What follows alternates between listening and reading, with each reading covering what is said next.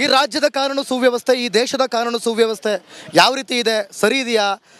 ಯಾವ ಸರ್ಕಾರ ಬಂದರೆ ಸರಿ ಆಗಬಹುದು ಅಂತ ನಿಮಗೆ ಅನ್ಸುತ್ತೆ ಸರ್? ಯಾವ ಸರ್ಕಾರ ಬಂದರೆ ಸರಿ ಆಗಬೇಕು ಅನ್ನೋದು ಪ್ರಶ್ನೆ ಅಲ್ಲ. ಇಲ್ಲಿ ನಾವು ಹೇಳ್ಬೇಕಂದ್ರೆ ಈ ದೇಶದ ಸುವ್ಯವಸ್ಥೆ ಕಾನೂನು ಯಾವ ಥರ ಇರಬೇಕಂದ್ರೆ, ಭಾರತ ಸಂವಿಧಾನ ಏನು ಡಾಕ್ಟರ್ ಬಿ ಆರ್ ಅಂಬೇಡ್ಕರ್ ಬರೆದಿದ್ದಾರೆ ಆ ಕಾನೂನು ಸಂಪೂರ್ಣವಾಗಿ ಜಾರಿ ಆಗಬೇಕನ್ನೋದು ನಮ್ಮ ಆಸೆ. ಅದೇ ರೀತಿ ಏನು ಸರ್ಕಾರ ಜಾರಿ ಆಗಿಲ್ಲ ಅಂತೀರಾ? ಸಂಪೂರ್ಣ ಜಾರಿ ಆಗಿಲ್ಲ ಸರ್, ಸಂಪೂರ್ಣ ಜಾರಿ ಮಾಡಿಲ್ಲ. ಇವರು ಸಂಪೂರ್ಣ ಜಾರಿ ಮಾಡಿದ್ರೆ ತಿದ್ದುಪಡಿ ಮಾಡ್ತೀವಿ, ಕಾನೂನನ್ನ ಚೇಂಜ್ ಮಾಡ್ತೀವಿ ಅಂತ ಸ್ಟೇಟ್ಮೆಂಟ್ಗಳು ಕೇಳಿದ್ದೀವಿ. ಆದರೆ ಸಂಪೂರ್ಣವಾಗಿ ಜಾರಿ ಮಾಡೋಕ್ಕೆ ಮಾತ್ರ ಯಾರ ಕೈಲಿಂದಲೂ ಆಗಿಲ್ಲ, ಯಾವುದೇ ಸರ್ಕಾರ ಬಂದ್ರೂ ಆಗಿಲ್ಲ. ಸದ್ಯಕ್ಕೆ ನಮ್ಮ ಕಾನೂನು ಸುವ್ಯವಸ್ಥೆ ಹೆಂಗಿದೆ ಅನ್ಸುತ್ತೆ?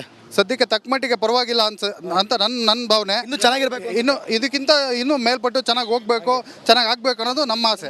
ನಿಮಗೇನು ಅನ್ಸುತ್ತೆ ಸರ್ ನಮ್ಮ ಕಾನೂನು ಸುವ್ಯವಸ್ಥೆ ಬಗ್ಗೆ? ಅದೇ ಸರ್, ಅವ್ರು ಹೇಳಿದ್ರಲ್ಲ ಅದು ನಿಜ, 100% ಸತ್ಯ ಸರ್. ಸತ್ಯ ಅದು ಮಾತ್ರ. ಇನ್ನೇನಾದ್ರು ಬದಲಾವಣೆಗಳಾಗಬೇಕು ಅನ್ಸುತ್ತಾ? ಬದಲಾವಣೆಗಳು ತುಂಬಾನೇ ಆಗ್ಬೇಕು ಸರ್. ಯಾವುದು ಬದಲಾವಣೆ ಆಗಿಲ್ಲ, ಏನು ಹೆಂಗಿದೆ ಹಂಗೆ ಇದೆ. ಸ್ವಲ್ಪ ರೋಡ್ ನೋಡಿ, ಅರ್ಧಂಬರ್ಧ ರೋಡ್ ಮಾಡಿದ್ದಾರೆ. ಎಷ್ಟು ಸಿಕ್ಕಾಪಟ್ಟೆ ತೊಂದರೆ ಆಗ್ತಾಯಿದೆ ಜನಗಳಿಗೆಲ್ಲ, ವೆಹಿಕಲ್ಸಿಗೆಲ್ಲವ, ಹೋಗಿ ಬರೋದಕ್ಕೆಲ್ಲವ ತುಂಬ ಕಷ್ಟ ಆಗ್ತದೆ. ಸರ್ ನೀವೇನು ಹೇಳ್ತೀರಾ? ನಿಮ್ಮ ಹೆಸರು?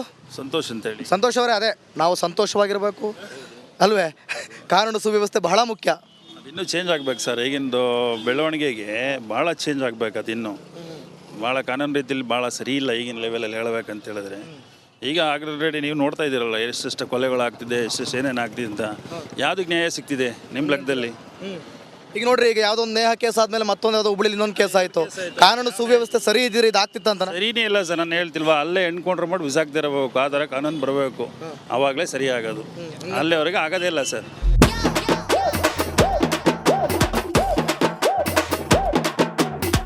ಬನ್ನಿ ನೋಡ್ದೆ ಕಣಪ್ಪ, ನೋಡ್ದೆ ನಿನ್ನ ನವರಂಗಿ ಆಟ ಎಲ್ಲ ನೋಡ್ದೆ. ಇಷ್ಟಕ್ಕೆ ಹೆಂಗಂದ್ರೆ ಹೆಂಗಪ್ಪ, ಇನ್ನೂ ಹೊಸಿ ಇದ್ದವ ಸೀನ್ಗಳು, ಶೋ. ನಡಿ ಈಗ ಶುರು ಮಾಡೋಣ. ಕೇಸರಿಯಿಂದ ಮನೋಲ್ಲಾಸ ಮನಸ್ಸು ಮತ್ತೇರಿ ಕುಣಿದಾಡಿದೆ ನೋಡು, ಮನಸ್ಸು ಮತ್ತೇರಿ ಕುಣಿದಾಡಿದೆ ನೋಡು. ಕ್ಷಣ ಕ್ಷಣವೂ ಆಚರಿಸಿ ಕೇಸರಿ ಹಬ್ಬ. ವಿಮಲ್ ಬಾಯಲ್ಲಿ ಹೇಳಿ ಕೇಸರಿ. ಅವೆಲ್ಲ ನೋಡ್ಬೇಕು ನೀನು. ಓಹೋ, ಅದ್ಯಾವಾಗಪ್ಪ ಮತ್ತಷ್ಟು ಸೀನ್ಗಳು ನೀನು ಯಾವಾಗ ತೋರಿಸ್ತೀನಿ ನಾವು ಸೀನ್ಗಳ? ಯಾಕಪ್ಪ ಅಷ್ಟೊಂದು ಅರ್ಜೆಂಟು? ನಾಳೆ ಗಂಟೆ ಕಾಯಿ, ನಾಳೆ 5 ಗಂಟೆಗೆ ರಿಪಬ್ಲಿಕ್ ಕನ್ನಡದಲ್ಲಿ ಮತ್ತೆ ಇನ್ನೊಂದು ಕ್ಷೇತ್ರದ್ದು ಇನ್ನೊಂದು ಜಾಗದ್ದು ಬರುತ್ತೆ, ಅವಾಗ ನೋಡು. ಹಂಗೆ ಹೊಸಿಯ ರಿಪಬ್ಲಿಕ್ ಕನ್ನಡವ ಹಗಲೆಲ್ಲ ನೋಡು, ಹೊಸಿ ಬುದ್ಧಿವಂತ ಆಗ್ತೀಯ. ಓ ಹಂಗೆ ಆಯ್ತು ಬಿಡಪ್ಪ, ನೋಡೋಣ. ಹಂಗೆಯ ನೀವು ಜನಗಳು ನೋಡೋದು ಮರಿಬೇಡಿ, ಯಾವಾಗಲೂ ರಿಪಬ್ಲಿಕ್ ಕನ್ನಡ ನೋಡ್ತಾ ಇರಿ. ಬಾಯ್ ಬಾಯ್.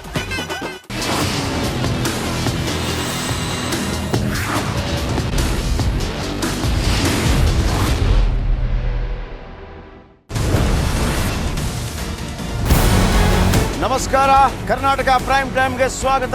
ನಾನು ಜಯಪ್ರಕಾಶ್ ಶೆಟ್ಟಿ. ಇಡೀ ಕರ್ನಾಡು ಇವತ್ತು ರೆಬೆಲ್ ಆಗಿ ನಿಂತಿದೆ. ಈ ಹಗರಣಗಳನ್ನು ಸದನದಲ್ಲಿ ಪ್ರಸ್ತಾಪ ಮಾಡಲು ಕೂಡ ಕಾಂಗ್ರೆಸ್ ಹಿಂದೇಟು ಹಾಕಿದ್ದೇಕೆ? ನಿಮ್ಗೆ ಸಂಬಳ ಅದಕ್ಕೆ, ನಿಮಗೆ ವಾಹನ ಅದಕ್ಕೆ, ನಿಮಗೆ ವೆಪನ್ ಅದಕ್ಕೆ, ನೀವು ಅದನ್ನು ಸೆರೆ ಹಿಡಿಬೇಕಾಗಿತ್ತು. ನೀವು ವಿದ್ಯುತ್ ಬರ ಇದೆ ಅಂತ ಹೇಳ್ತಾ ಇದ್ದೀರಿ, ಎಲ್ಲಿ ಬರ ಇದೆ ನೀವು ಹೇಳಬೇಕು.